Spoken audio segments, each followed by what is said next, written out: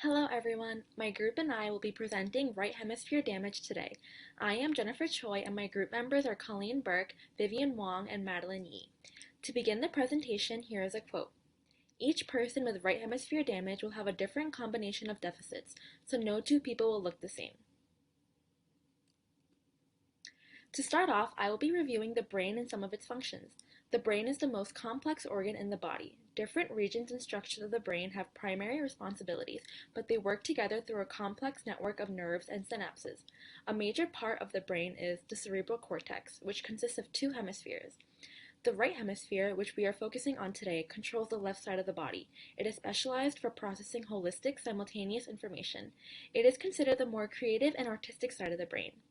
Regarding communication, the right hemisphere influences semantics and pragmatics. Semantics is a knowledge of the meanings of words, sentences, and paragraphs, and it is also known as discourse. For example, this would be knowing the difference between the word ram versus lamb. Pragmatics is a knowledge of how language is used in social interactions. For example, how to end and start a conversation. The left hemisphere controls the right side of the body, and it is specialized for processing analytic sequential information. It is considered the more academic and logical side of the brain. It consists of the Broca and Wernicke's area, which involves language comprehension and language production. Here are some further functions of the right hemisphere, which include imagination, intuition, arts, feelings, visualization, nonverbal cues, rhythm, daydreaming, emotions, and cognitive functions like attention, processing of visual shapes and patterns, and implied meanings. Because of these functions, right hemisphere dominant people usually excel in the following fields: graphic design, interior design, musician, painter, psychologist, counselor, and manager. Like the name suggests, right hemisphere damage is damage that can inflict problems to the right side of the brain. It is typically a result of a stroke, traumatic brain injury, a tumor, or infection. Right hemisphere damage affects numerous functions of the right brain, and any age group can be affected, but it is more prevalent in older populations. An important thing to note is that outcomes can vary between clients. No two cases are the same. People who suffer from right hemisphere damage can experience difficulty focusing, expressing their thoughts logically, be unaware of time, date, or location, have poor judgment, and problem-solving skills. They may also struggle to learn new information, have trouble remembering personal information such as their address or names of family members. When reading or writing, the person may leave out or repeat letters or words. In addition to the characteristics mentioned before, right hemisphere damage can cause a person to be unable to see things that appear on the left side of the field of vision. These can be things such as people, food on their plates, and even text messages on their phones. They may also have difficulty recognizing faces. People who have this disorder may not understand humor, struggle to express their own emotions, or recognize other people's emotions. When they're speaking, their speech may lack the normal intonations and stress, causing their speech to sound flat. Those who suffer from right hemisphere damage can also experience difficulties with word retrieval and interpreting auditory stimulus. Lastly, a person suffering from this disorder may also deny having any problems and be unmotivated to improve. Many of these deficits of right hemisphere damage are similar to those of aphasia. Here are some ways that they differ from each other. Throughout the next couple of slides, I'm going to outline some key characteristics between right hemisphere disorder and aphasia. The first thing to note is that right hemisphere disorders is a result of damage to the right hemisphere of the brain, whereas aphasia is typically a result of damage to the left hemisphere of the brain where the language centers are located, including Broca's area and Wernicke's area. So the first key right hemisphere damage characteristic that I felt is important to include is left-sided neglect. This is very characteristic of right hemisphere damage because the right hemisphere controls the left side of our body, and many patients with right hemisphere damage fail to see out of their left visual field, and this picture represents that. This patient's looking down at his legs, and he cannot see his left leg out of his left eye. And that is a visual neglect, but there's also a motor neglect, which might portray as a paralysis of the left side of the body. There's an auditory neglect, which might portray as not being able to hear stimuli on the left side of the body. And there's also a tactile neglect, which might portray as not being able to feel with the left hand. And next, denial of illness is important. Many people with right hemisphere damage might use denial as a defense mechanism and might not understand necessarily that there is an illness there. And anosognosia is distinct from denial, but it is fairly similar. People with right hemisphere damage might have reduced awareness of deficits, and this is kind of having to do with reality not being what's going on in their brain. Their brain isn't aware of what is happening in reality. Irrelevant speech is also very common. People with right hemisphere damage might include details to a story or a conversation that do not aid the story. They might go on tangents or digress from the topic. Aprosodia is also very common. This is a lack of normal variation in speech. So normally, if I was excited, I would probably start speaking a lot faster and my pitch would raise, but a lot of people with aprosodia, due to right hemisphere damage, just talk in a very monotonous tone, and you can't really understand what emotion they're trying to portray in a sentence. And then inappropriate humor is also common. This could be a joke that's just not appropriate to tell in a certain setting, or humor that should not be used with another conversational partner. Normally, I wouldn't joke around with someone in a more formal setting that I don't really know, and someone might not understand this with right hemisphere damage.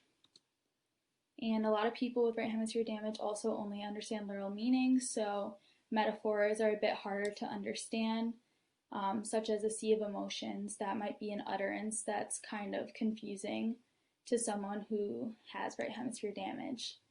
And then flat affect is also very key to individuals with right hemisphere damage. A lot of their emotional expression is suppressed, and they talk in a very monotonous tone, and they don't show a lot of facial expressions.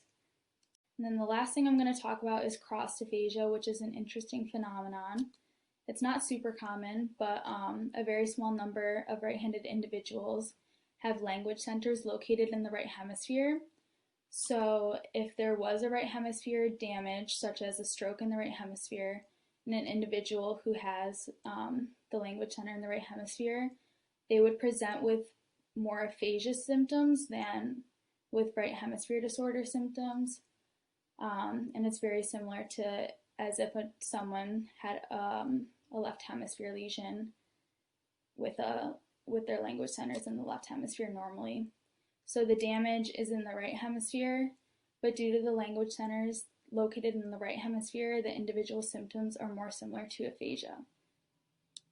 Characteristics of RHD can be very similar to characteristics of aphasia. So the cognitive linguistic evaluation is one of the main informal assessments to help differentiate whether the problem is due to RHD or aphasia.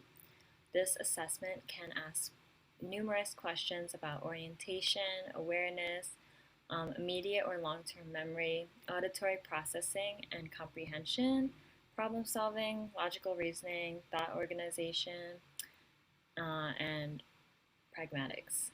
So the other assessments that are available is the Burns Brief Inventory of Communication and the Cognition or Communicative Abilities of Daily Living. Treatment for RHD can be restorative or compensatory. Restorative treatment aims to restore impaired function. Compensatory works on compensating for deficits that may not be able to be retrained. Treatment focuses on pragmatics, conversational discourse, understanding and managing alternate meanings. So individuals that have been affected by RHD can usually lose appropriate conversational skills, such as maintaining eye contact, not interrupting, and their ability to regulate emotion. They may also fail in their ability to attribute mental states to themselves and other people, which is affected, which is their affected theory of mind. Um, Prosody treatment. There are different types of focus treatment. So prosody focus treatment uses reading drills, which contain sentences that vary in prosodic contours or conveys different emotions. And a more compensatory approach is to have the client explicitly state their state of emotion before a conversation, or cueing things that convey emotion, such as body language and facial expression. Attention focused therapy can use computerized training programs for restorative, and a more compensatory approach can be writing thoughts down and ideas that can potentially distract them from a task, but then returning to the list after the task is completed. So memory focused treatment can include repetition and rehearsal of information using mnemonic devices, or keeping lists, calendars, and schedules that can help organize information. So for executive function, they can do problem-solving systems and devices such as alarms. And for labeling boxes, drawers, cabinets can be used as environmental modifications to indicate content. So our speech pathologist that we interviewed was Tiffany Lee. She attended SUNY New Paltz for her undergrad and received her master's at Teachers College of Columbia University, and she currently works at Glen Cove Hospital. I asked her was what professionals might be involved in the rehabilitation process of a patient with RHD, and what role does each professional play. So she said when working in the hospital or subacute rehab, there's an entire medical team working towards the patient getting better. So the first would be the primary doctor, which oversees everything, all the testing, medication, and prescriptions. The next one would be the nursing staff. This includes nurses, clinical nursing assistants.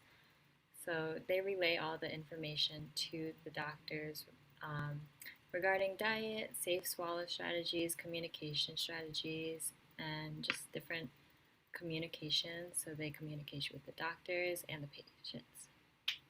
So physical therapists work on walking and transporting the patient from bed to chair.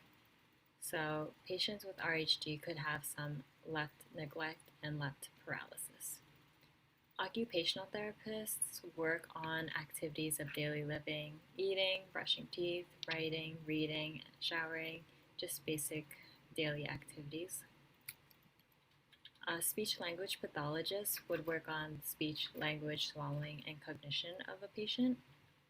So patients with RHD could display aphasia, dysphagia, attention, problem solving, reasoning, and left-sided neglect difficulty.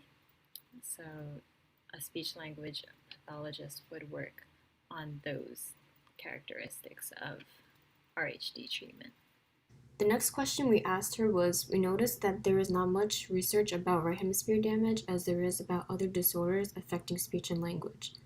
To what extent was right hemisphere damage part of the curriculum throughout your graduate program, and how prevalent is right hemisphere damage in clinical practice?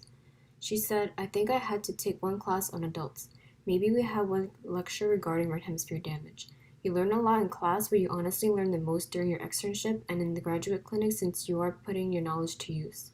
I see enough patients with right hemisphere damage at the hospital and at my skilled nursing facility. The next question we asked was, is there a typical treatment progression that right hemisphere damage patients follow? To that she said, every patient presents so differently. Some have difficulty with higher executive functioning, problem solving, reasoning, swallowing, left-sided neglect, attention, memory, etc. Each patient you need to treat them as an individual. There is no cookie cutter treatment. Working with the entire medical team is so important for the recovery of the patient.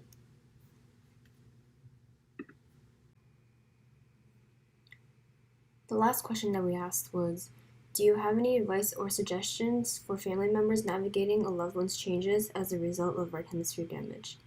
Are there any common characteristics of right hemisphere damage that are important for family members to be aware of? She said some common characteristics of right hemisphere damage are poor attention, difficulty with memory, poor reasoning or problem solving, and safety awareness. Families need to be aware of their deficits and how to navigate them. If it is a memory issue, they might need to use a memory book or their phones. If they have a poor problem solving and reasoning skills, they might need someone assisting them throughout their day. If they have a left neglect, they might have trouble navigating everyday activities. Swallowing difficulties For swallowing difficulties, they might require a modified diet or strategies. So it really depends on the patient.